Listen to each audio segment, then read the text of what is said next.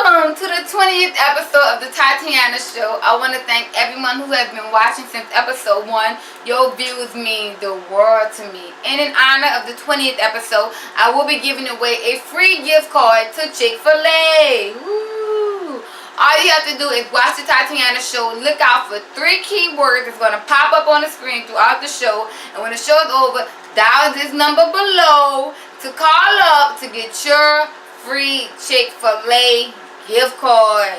And who doesn't love free Chick-Fil-A? But don't go anywhere because you're watching the Tatyana Show.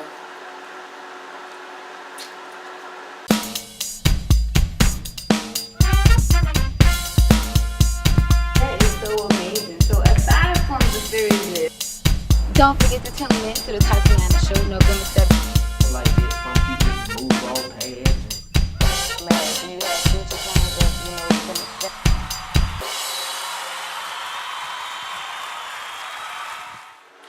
Welcome back, and like I said, throughout the whole month of February, I will be dropping some Black History facts that you may or may not know. And on this episode, I gotta give my shout out to Diana Carroll. She was the first African American, male or female, to be nominated for an Emmy. So congratulations, but thank you, not congratulations, thank you, Diana Carroll, for breaking down barriers for African Americans like myself and people that have won them and people that will be winning them in the future. Thank you so much for taking a stand and being a strong Black woman and going against the odds and being worthy of nominated for an Emmy. She was nominated in 1963. Thank you. Because one day I wish the Tatyana Show win her an Emmy. But then later on next year, Bill Cosby went on to be the first African American to win an Emmy. So thank you, Bill Cosby, and thank you, Diana Carroll, for breaking barriers for young African people like myself. Thank you. But in sports, it is rumored that former quarterback from Mississippi State, Dak Prescott, may be going to the Denver Broncos. That's great. I'm excited for Dak because the Broncos just won a championship. So that's going to be, great that he get to be on a winning team. And also, I just want him to get drafted because, he's a Mississippi State alumni. He's holding it down for, all of us Bulldogs out here. And I just wish him the best on his NFL career. And I wish that he go on to win many championship rings and break records like he did at Mississippi State and do great things out there in the league. Hell State. But a couple of days ago, the Black Panther on PBS documentary aired, and it was a great documentary. I'm not sure if you all got a chance to watch it, but I watched it, and it was amazing. It was insightful, it was informative, it was educational, it was entertaining. It was so many great adjectives in one. Like, and the creator, Mr. Stanley, you did a great job. I love the documentary. I just don't know what to say. If you missed it, you need to go check it out, which you can on pbs.org/The Black Panthers. Go watch it. It doesn't matter if you're a Black, white, Asian, Mexican, Latino. That documentary is insightful to just everyone because it shows you the true colors of the United States government. It shows you the power of how man can really try to, hurt one another. And it shows you the truth about the Black Panthers. Because, ever since Beyonce dropped, ever since Beyonce did that Super Bowl performance, it's been a lot of negative propaganda about the Black Panthers that is not true. And that documentary could not air at a perfect time than now because it really do teach you the truth that the Black Panthers was nothing like the KKK. The Black Panthers did not come out of evilness like the KKK. The Black Panthers came to protect African Americans against police brutality. And it's so crazy because we are still facing police brutality. And also in honor of the documentary Black History Month and the Black Panthers, I wore my all black to show my homage to the people. Black Power. So, but like I said, go check out that documentary. It was created by Emmy winner Stanley Nelson. Look, he won an Emmy. Oh my God. So now I gotta win my Emmy. But either way it goes, you guys need to go watch that documentary. Like, on a serious note, go watch it. It's so great. And honestly, if you love being black and you know love your black people, you gonna watch it. I mean, like, you're gonna love it. You really will, because it really do make you feel empowered. It make you feel like, oh, it's so beautiful to be black. It really is, because we some strong people. We've been through a lot. We've been oppressed. We've been beaten. We've been lied to. We've been killed. We've been so many things, but they haven't stopped us. You know, and that documentary really do open your eyes to see that, ooh, we could take a beating. These black roots are strong. But also, that Mr. Stanley Nelson will be coming out with a new documentary titled HBCU Rising. I'm excited about that documentary as well, because, you know, I didn't get a chance to go to a HBCU. You know, the Lord led me to a different university, which I enjoy and I love deeply, Hell State.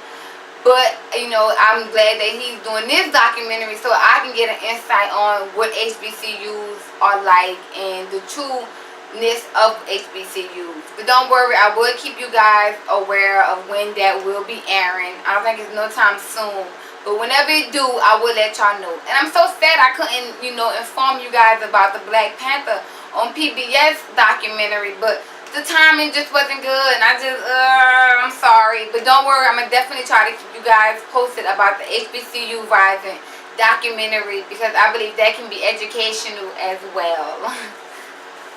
But speaking of, you know, Beyonce formation and Black Power and all that unity that we trying to bind together,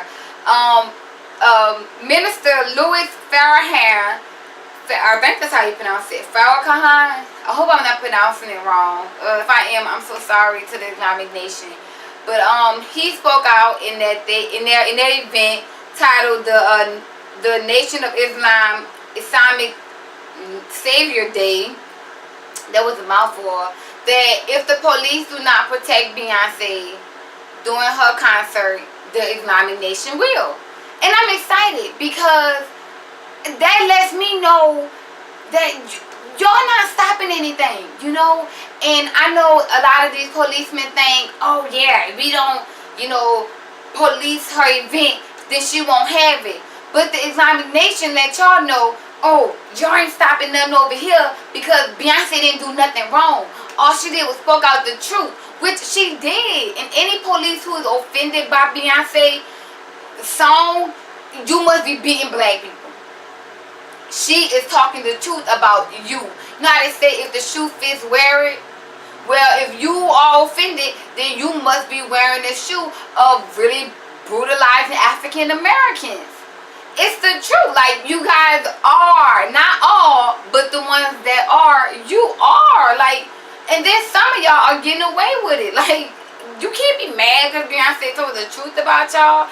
But I am excited that the Islamic Nation is taking a stand, and they are showing all racist people that you cannot stop the truth, and you will not stop who we are, because we are a strong nation. Now, I'm not Islamic, I'm a Christian, I love Jesus all day, but they do not stop my unity with my African Americans. Just because we share two different religious views does not mean we cannot be united and stand together as African Americans, because we are still facing the same discrimination.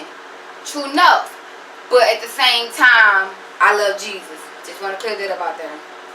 And you know, I believe Jesus was the Savior, the Lord, the Messiah. He was the Son of God and all of that stuff.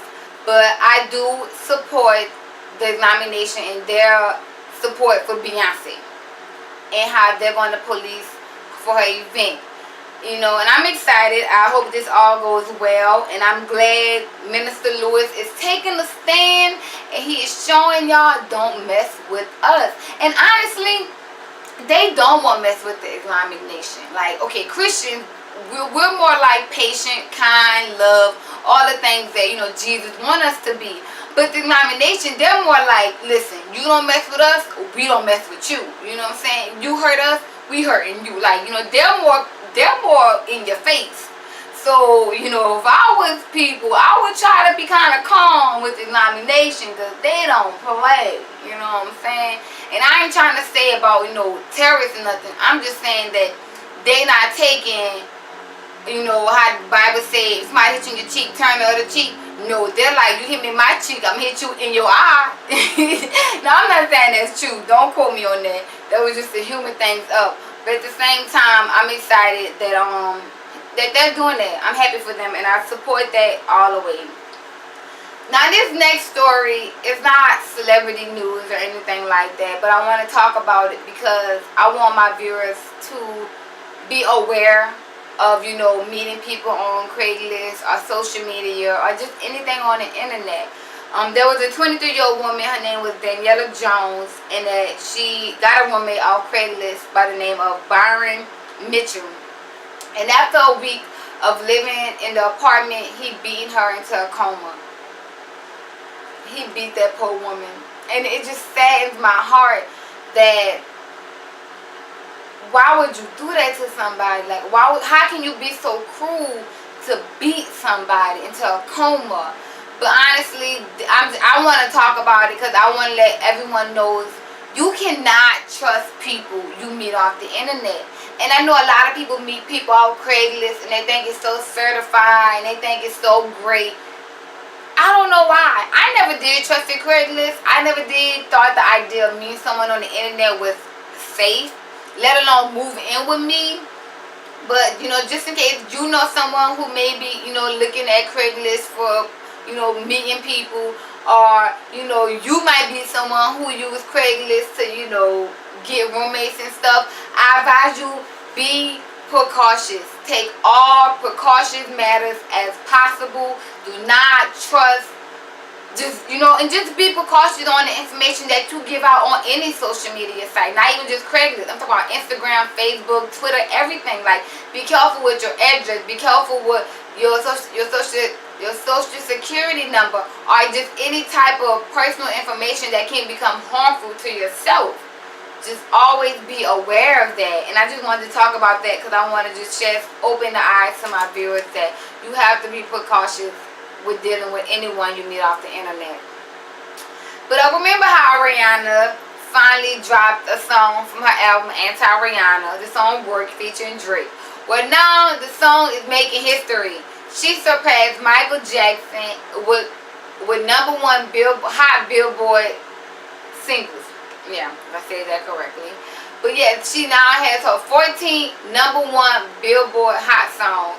Michael Jackson has 13, now she has 14. And so sad that he's not alive to keep making the hits. But, you know, that's just how the cookie crumbles. But that does not mean she is, you know, outbeating everyone, because that the Beatles still take the #1 spot with 20 #1 Billboard #1 songs. And then coming #2 is Mariah Carey with 18 #1 Billboard #1 songs. But congratulations, Rihanna and Drake, on your #1 song, and congratulations on your history making. You are amazing, and it's a good song. I love it. That work, work, work, work, work. So everybody out there, let that be your motivation song to go to work, work, work, work, work, and make that money, money, money, money, money.